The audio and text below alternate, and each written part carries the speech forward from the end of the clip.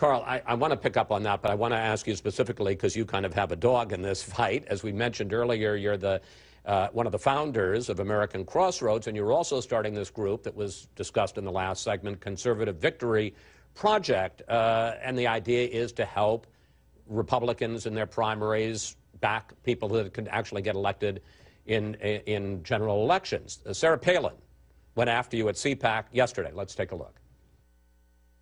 These experts who keep losing elections, yet keep getting rehired, raking in millions, if they feel that strongly about who gets to run in this party, then they should buck up or stay in the truck. Buck up and run.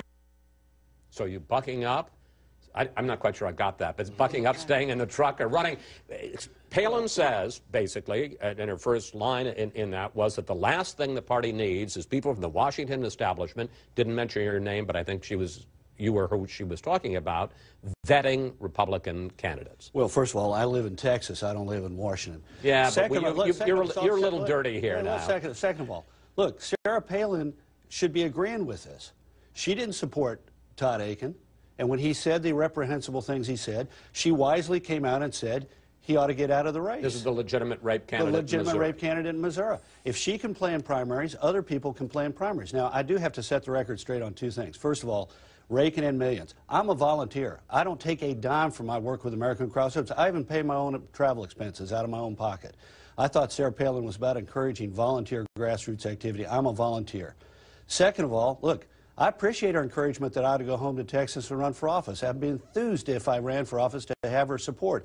I would say this, though. I don't think I'm a particularly good candidate, sort of a balding fat guy. And second of all, I'd say if I did run for office and win, I'd serve out my term. I wouldn't leave office mid-term. Well, I wonder who he was referring to. Now, which brings me to you. How much are you enjoying this? You just hate to see this kind of fighting inside of a party, especially the other party. It's great stuff, but I mean, look, you got wacklebirds, chuckle heads, moss covered and stale. I mean, these are there's like three wings of the party right now, and when the stale and moss covered are apologizing to the wacko birds, which is what McCain actually did. This coming from the guy who ran the campaign of the Screamer. No, I mean, come on. The party that doesn't have the White House tends to have these difficulties. This is nothing new and nothing exceptional. But the issue here is, I think, look, you're going to have these fights inside a party, but every time you've had one, that party tends to lose. We've already seen it on the Senate, in the Senate races that Bill Kristol talked about earlier.